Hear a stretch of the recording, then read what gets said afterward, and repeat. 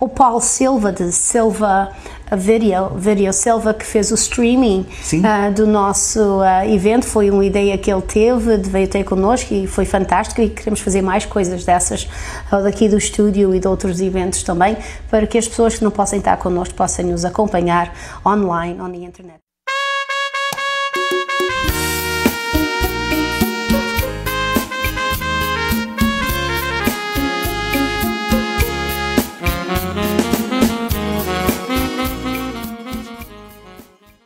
Caros amigos do Videosilva.com, eu sou o Avelino Teixeira. Esta é uma rubrica Rescaldos da comunidade portuguesa que se destina a divulgar os nossos valores. Hoje temos connosco uma grande personalidade da nossa comunidade, em que se insere, e eu também, que dá pelo nome de João Santos.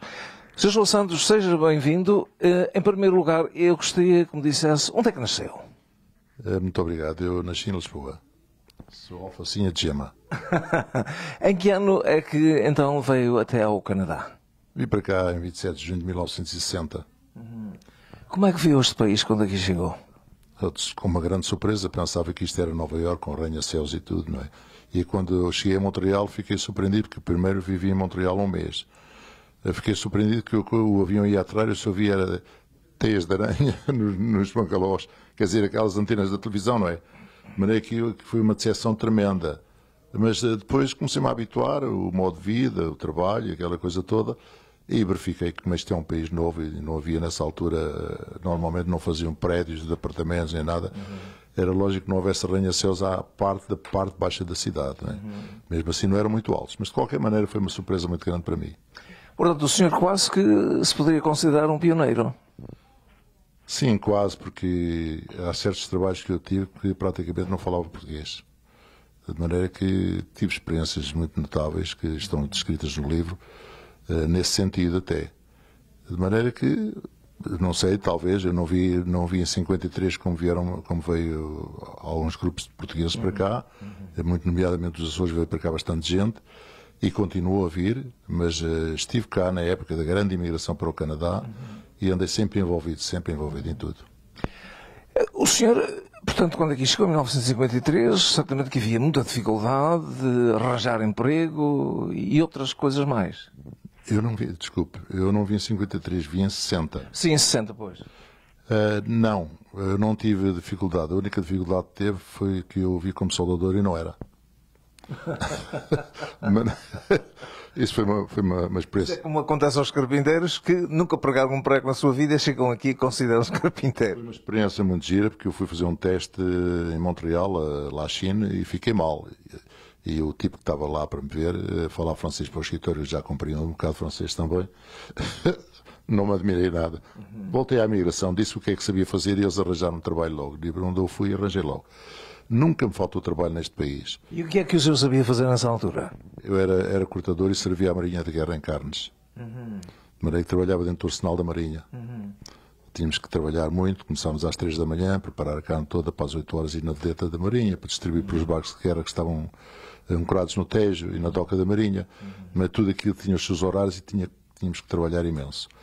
Portanto, o Sr. João Santos é uma pessoa que tem dado muito, portanto, do seu tempo a esta comunidade. O senhor envolveu-se, vamos começar, creio que, primeiramente, no First Sports City em Enclave. Não, eu só vi para Toronto em 1965, eu morei 5 anos em Simcoe, ali ao pé dela, lá nas áreas do tabaco, porque ao fim do mês de Montreal, um grupo português juntou-se, eram 10 da noite, isso nunca me esqueço, e à meia-noite estava no comboio. Fui então para o tabaco, sem nunca ter visto um campo na minha vida. Deve ter sido difícil.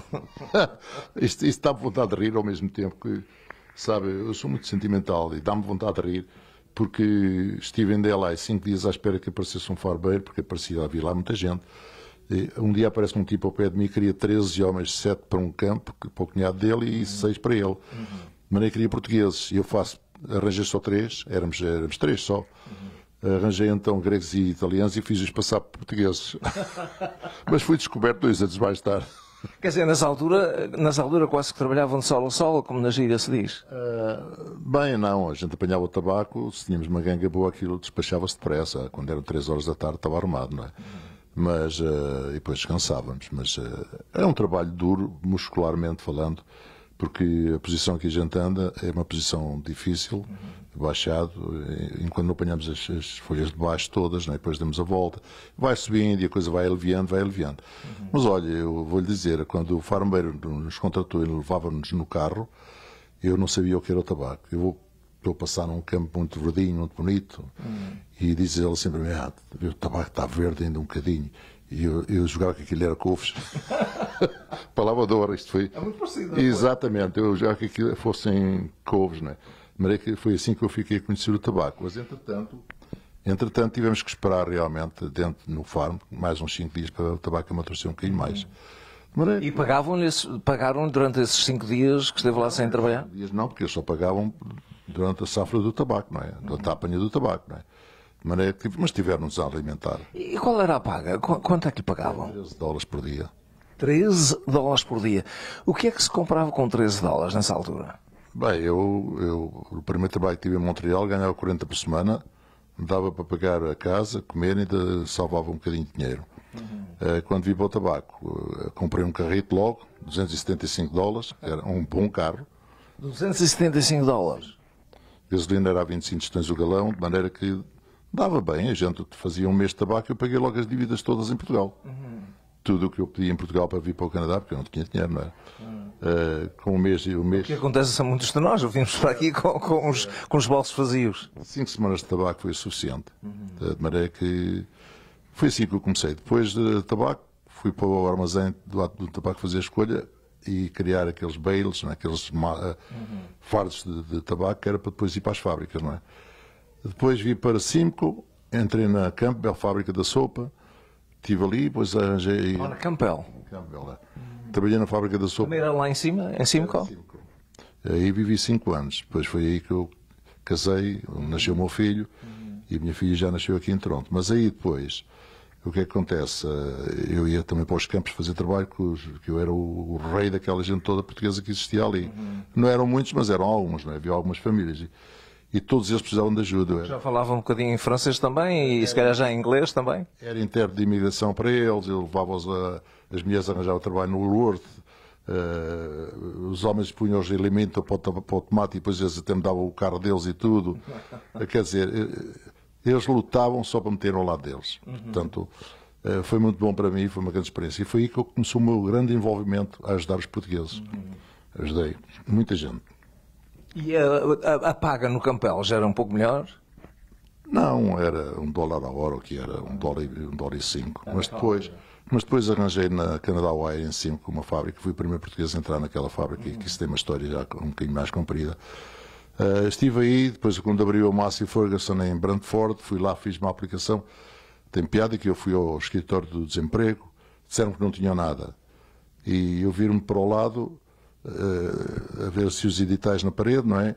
E aparecem 3 tipos lá da área e perguntam lá, conheceu a senhora que estava lá da parte de dentro, e tal, começam a falar. E ela vira um papel em cima do balcão e puseram os nomes deles. E eu assim, depois comecei logo a idealizar, porque é que isto acontece? É que eu não sou desta cidade. E aquilo é para proteger os trabalhos para os locais, não é? E o mesmo aconteceu em Oakville, mais tarde, quando entrei na Ford também. Também trabalhou para a Ford? Eu trabalhei em várias. Eu trabalhei na Massey Ferguson, tenho uma carta de recomendação da fábrica, para fui sempre um empregado consciencioso. O que é que fazia na Ford já agora? Essa é a última companhia. Não queria fazer o bypass às outras todas. Queria falar em sequência. Com certeza. Então, na Canada Wire era machine operator. Depois, na Massey Ferguson, fiz tudo. Fui rectifier floater, trabalhava com um mecânico português.